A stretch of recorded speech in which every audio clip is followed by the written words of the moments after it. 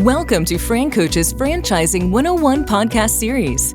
Here we talk about all things franchising. What is it all about? Is it for you? How do you find the best one to own? And so much more. Now your host, Tim Parmeter. Hello, everyone, and thanks for tuning in to FranCoach's Franchising 101 podcast. I am Tim Parmeter, founder and CEO of FranCoach and your podcast host. Today is another installment of, frankly, my favorite segment. We call this the In Their Words, cleverly titled because we are going to talk with one of our FranCoach clients that have now become a franchise owner. And we are going to hear, in their words, all about their background, what led them to consider franchise ownership, how they navigated the process with FranCoach, as well as what franchise they chose, and even how it's going so far. Plus a lot more. We may have a super big surprise on this one. I don't know.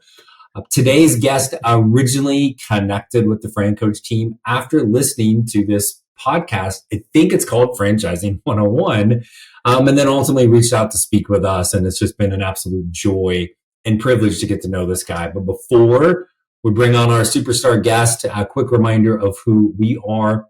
FranCoach is a national search firm dedicated to working with individuals interested in owning a franchise. We're partnered with well over 600 of the top franchisors in the country, spanning nearly 70 different industries.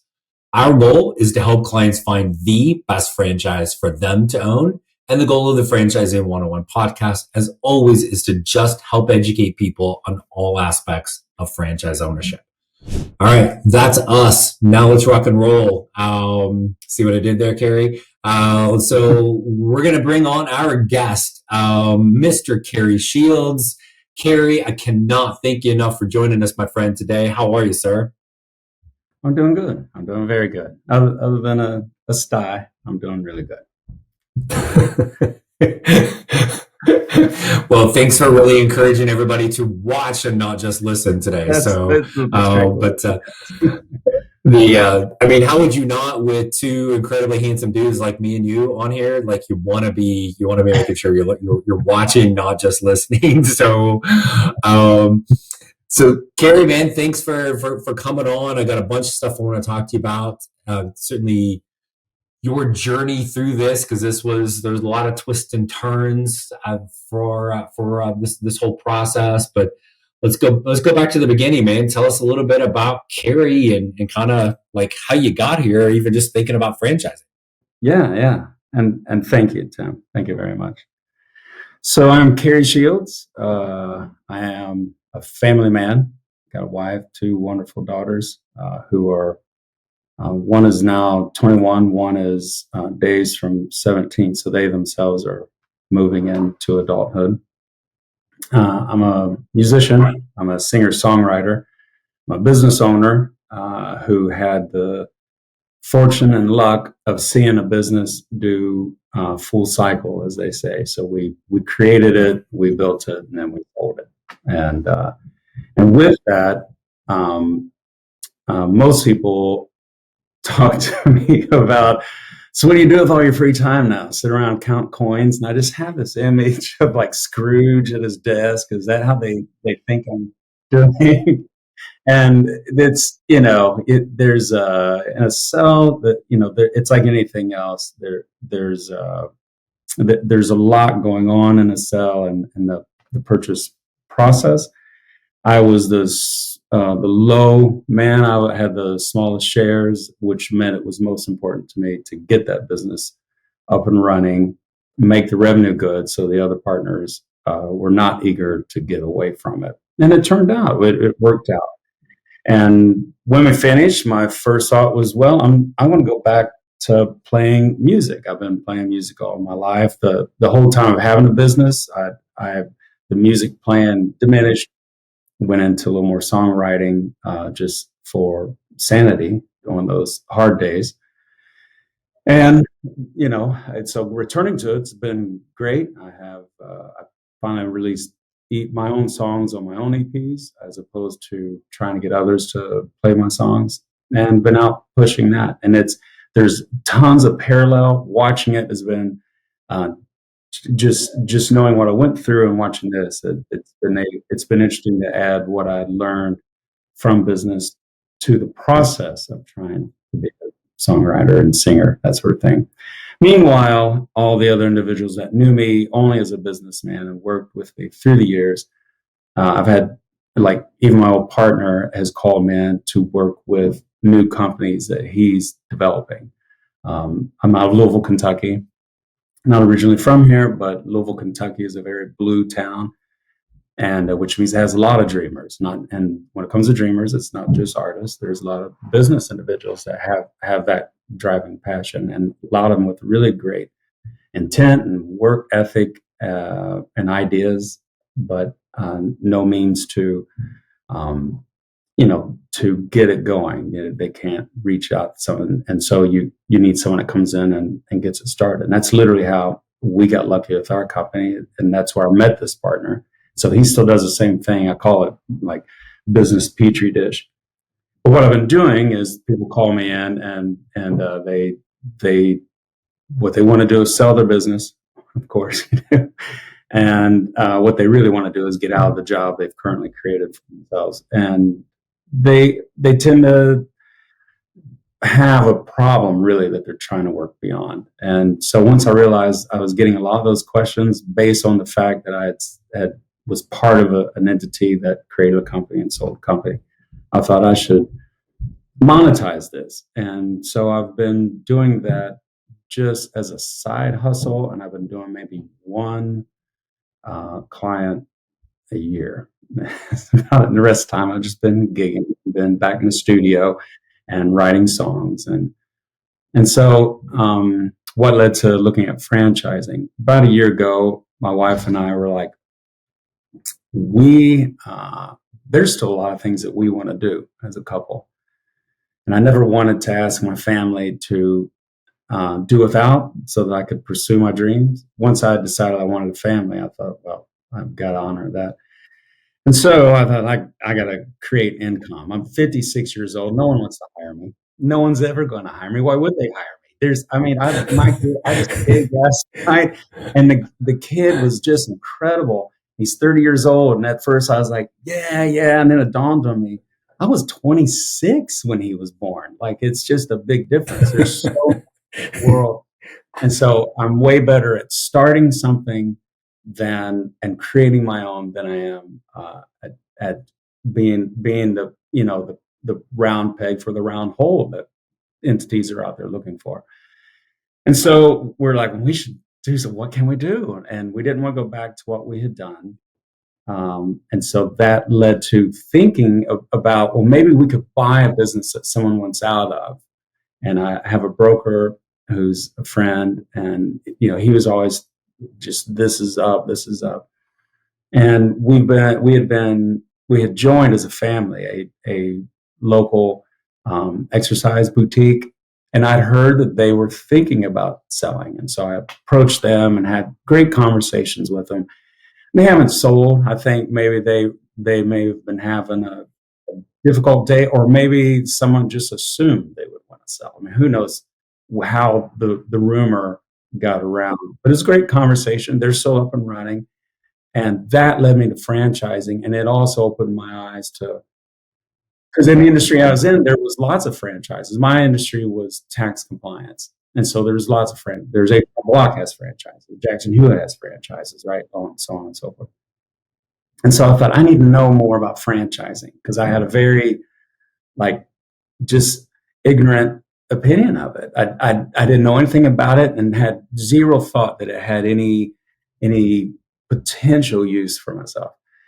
And so I was looking around, and I do long drives because I do gigs away, and so I listened to podcasts. And I thought, you know what? Surely there's a podcast on franchising. About Franchising 101. I thought, what a genius thing. I mean, that's exactly for me. And so I started listening to it. And once I listened to the first one, and then I thought, okay, that's it. And I went back to the beginning and began to listen to them all. And I probably listened to too many before I reached out, but I don't feel bad. That's how I made looking at Franchising 101. Yeah, the key is that you did eventually reach out, even though that you are probably one third of the downloads are all Cary Shields. So it's all fine. So yeah, now that you're a franchise owner, you got to keep listening there, brother. So That's right. hey everyone, I wanted to take a quick break from our podcast to tell you about our amazing friends at Entrepreneur. If you're looking to become a franchisee or simply learn more about business ownership, and guys, let's be honest, you're listening to the Franchising 101 podcast, so we know you have some interest in this. And I really encourage you to go to entrepreneur.com to check out all of their great content and resources.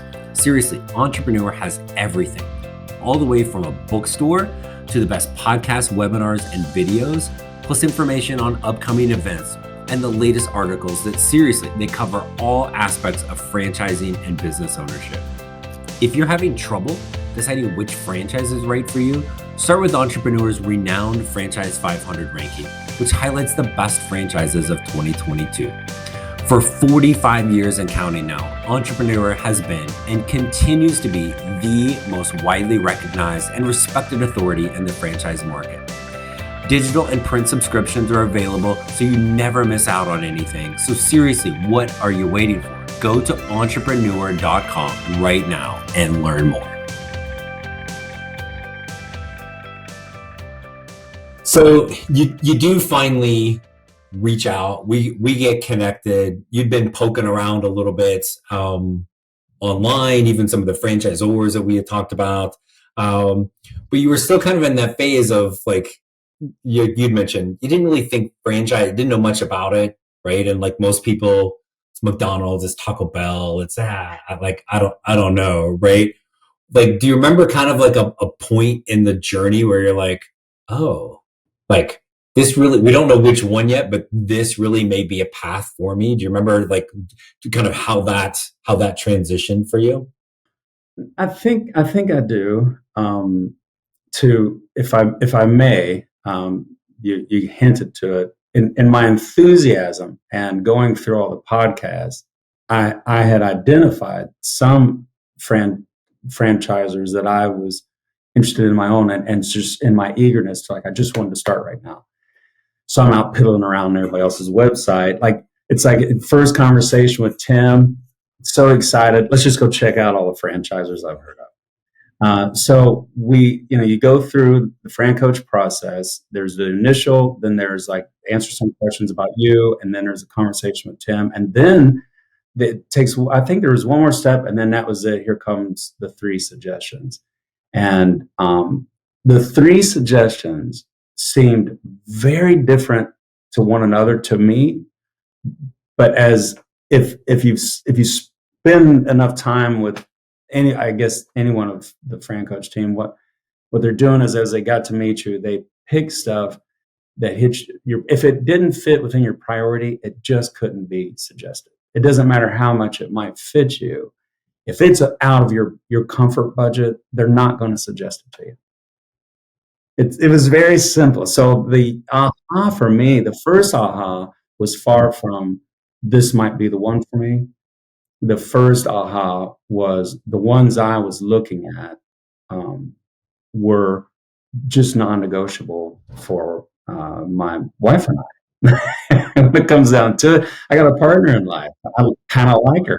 Kind of hope she'll stick around. So, you want to balance those things out, and I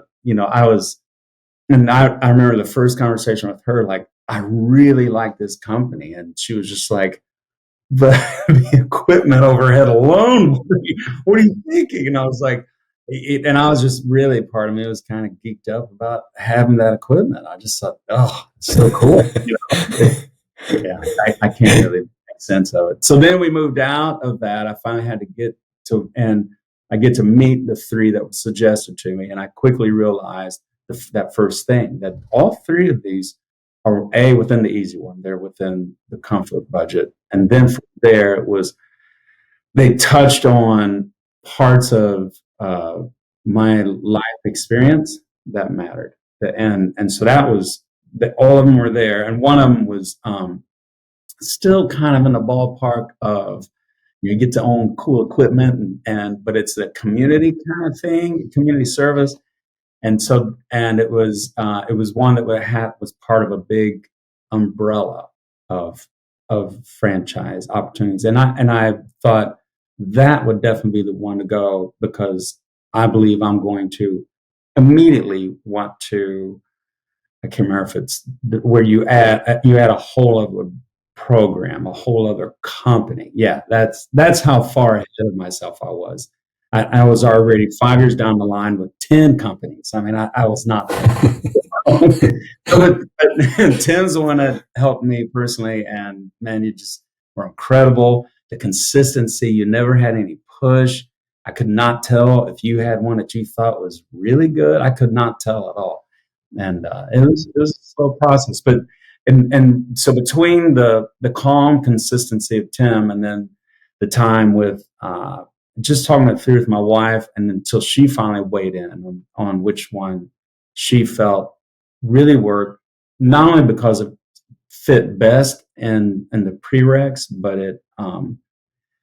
she liked, she thought it was something she felt it was what I would do best at, without having to be like, okay, music was fun. Let's put all that stuff back in the cases and put it on the shelves, and I'll get back to that in 10 more years when I'm 66, And she thought that would be a mistake, and you should find balance. And she thought the one we went to. So probably the aha moment was her realizing that. And so then I thought, well, let's talk it over with family, over pancakes. I'm a breakfast junkie. So they tolerated, came down, and we had breakfast, and I just asked them what they thought, and they agreed. I mean, my older daughter's a performance major at college, and so she hopes, both of them really hope I would keep playing, I keep doing something. So but the aha moment really was kind of that, for me, that decision-making partner, weighing in and getting their perspective and realizing, okay,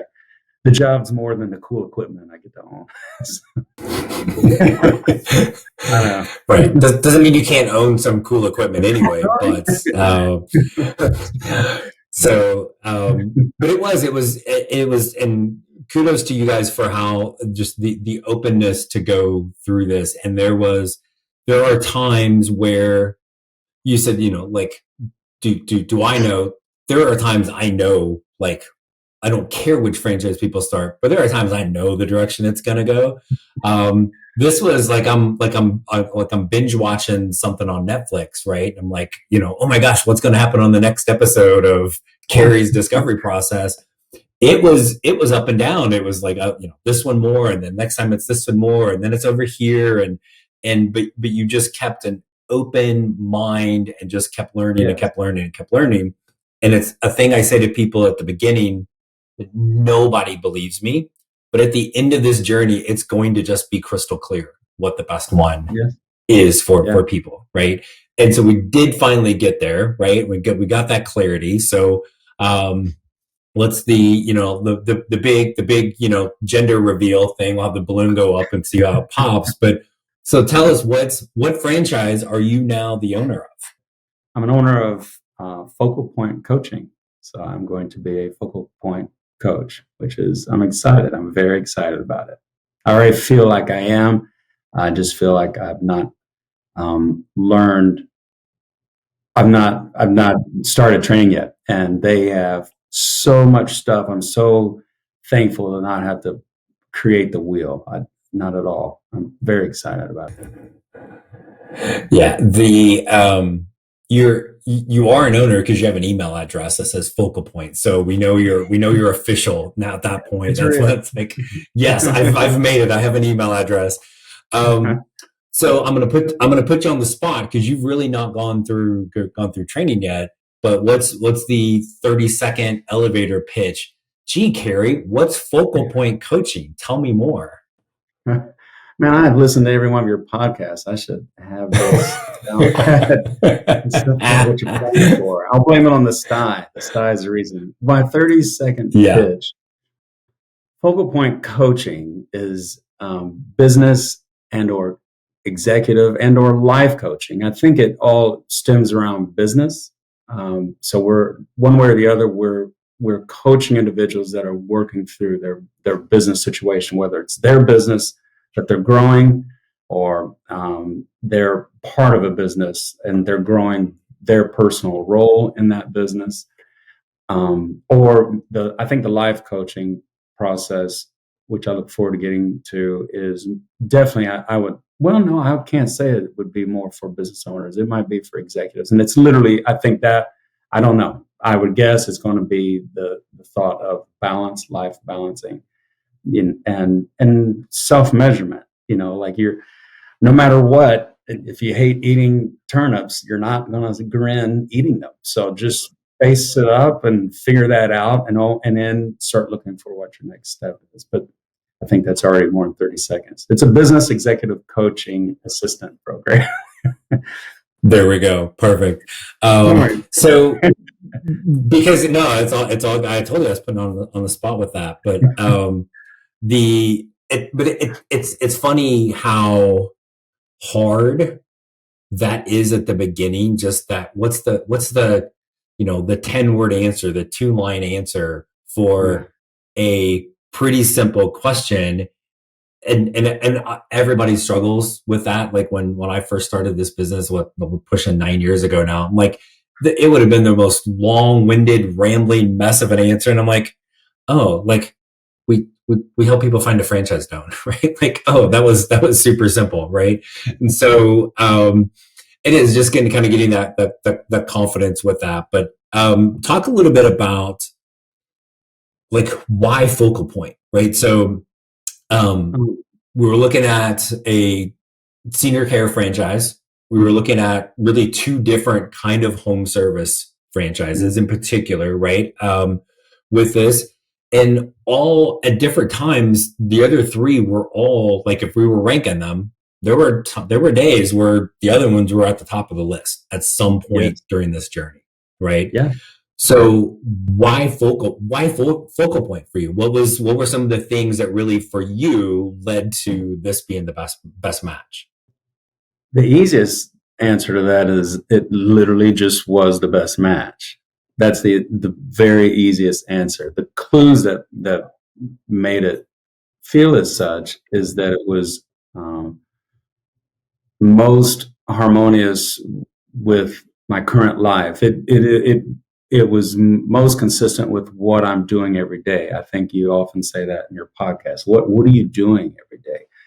And it literally fit into that. There's also during that discovery, you meet, and so every one of the franchisors I spoke with, loved them, every one of them I like. I don't have a joke, but it reminded me of my wife and I watched all the Bachelors and Bachelorettes, and there was always that time, you've never seen it, where the guy's like, this is all fun. And then all of a sudden he's down to 4 and he's like, oh, I don't know what to do. And it reminded me of that. I thought, oh my gosh, now I like this one today. This is the one that is the best because of the reason. So I did go back and forth through it. With focal point, it was, again, what I was doing already every day, what I'd been doing on the side as my side hustle since leaving the company. When we sold, that company gave me a job. I saw that term through and then moved on. So as a side, I thought, well, I'm already kind of doing it. So I'll literally just be improving what I've been doing. And that should be an easy step in. And it hit so many requirements. I think really it was after the fact that the good gut feeling came. I didn't have that moment of the good gut feeling, but it was more of, these are the things that my wife and I like. This is what I'm doing. This is what our lifestyle is. This is the list of things that are important to my entire family. And it checked off the most boxes. And so it just became obvious because it checked off the most boxes. Yeah. That at the end of the day, it's about the beginning of the day. You're the one that's got to get your butt out of bed every day and go do this, right? And the word you've mentioned probably 3 or 4 times that I think was a big differentiator for Focal Point for you was lifestyle, right? You guys, you and your wife, you have an active lifestyle. You got another year till you're fully empty nesters and get the kids all out of the house, right? Until they come back later, right? Mm-hmm. But lifestyle. You and I have talked about like being on a boat, right? And obviously, your music is a huge thing for you.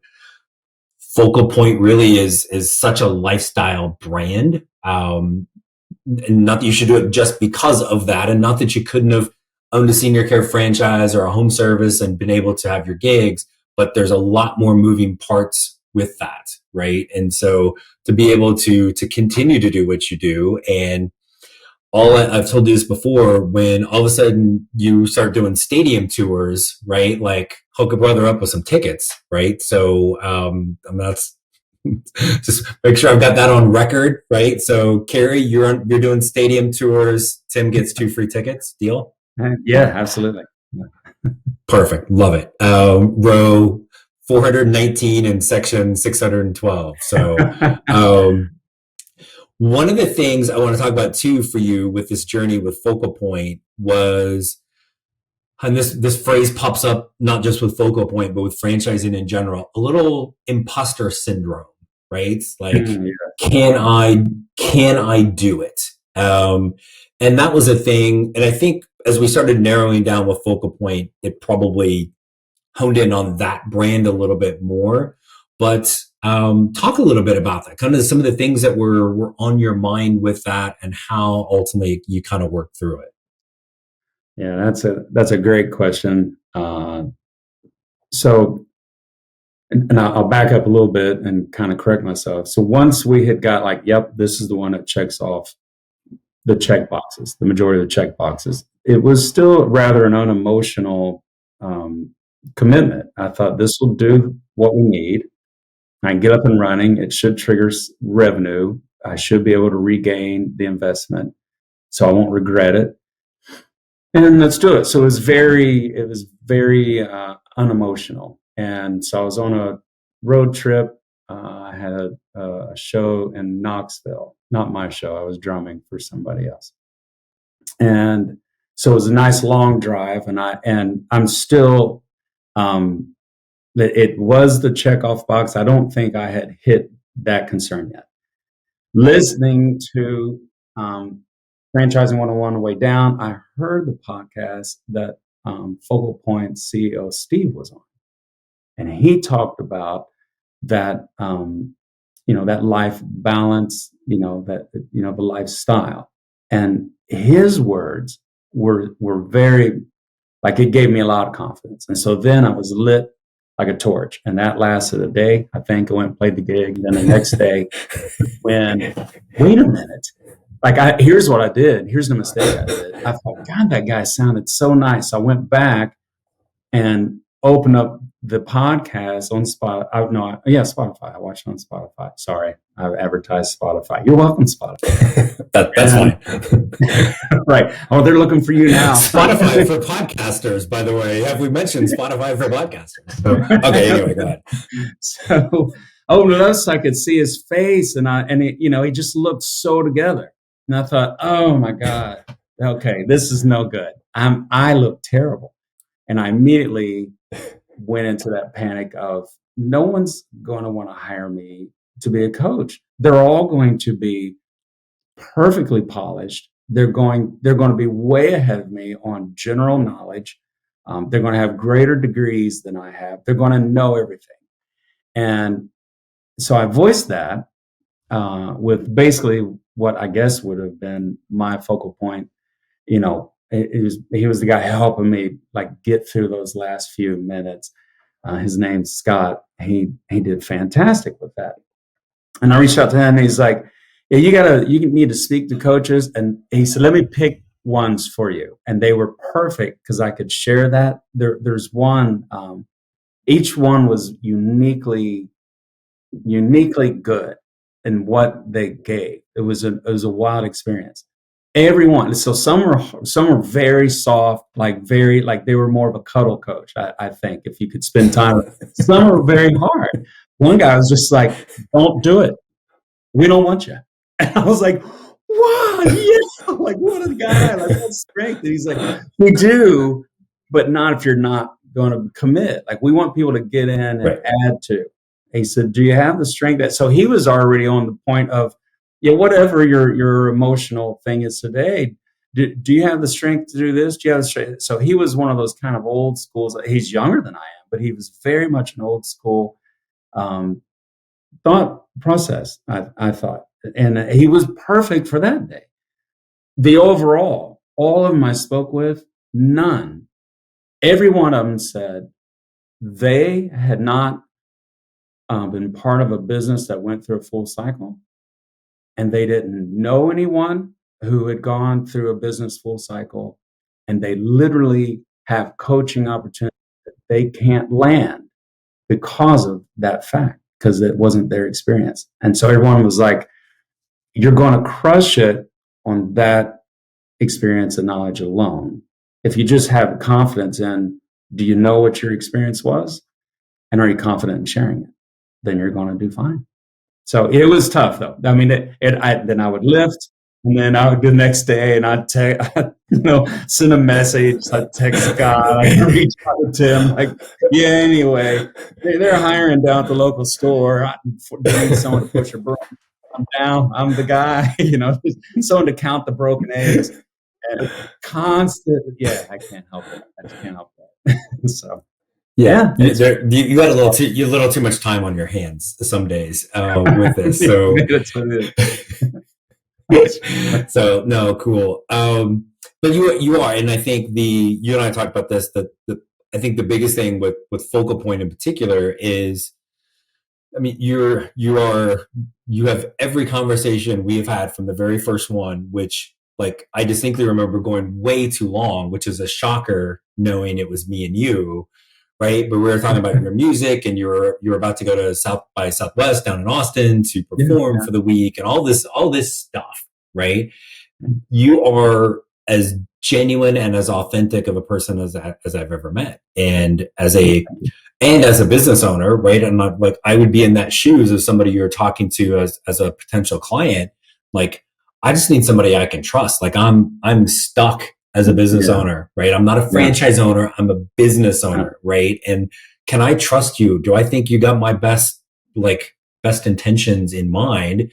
And then from there, it's like, do what Focal Point tells you, right? Follow the curriculum, use all the resources, but really it's a people business. Can you build trust and relationship with somebody?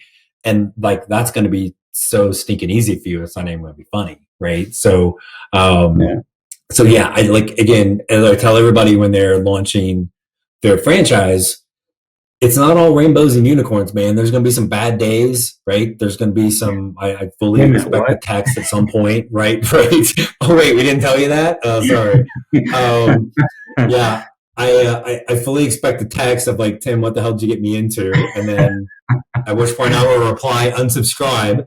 But it will. But you stick to the plan and be you, man, and you're gonna do fantastic. So, the one other thing I want to ask you about, because you've gone through all of this, from very literally being the person on the other end of this, listening to two old guys talk about franchising.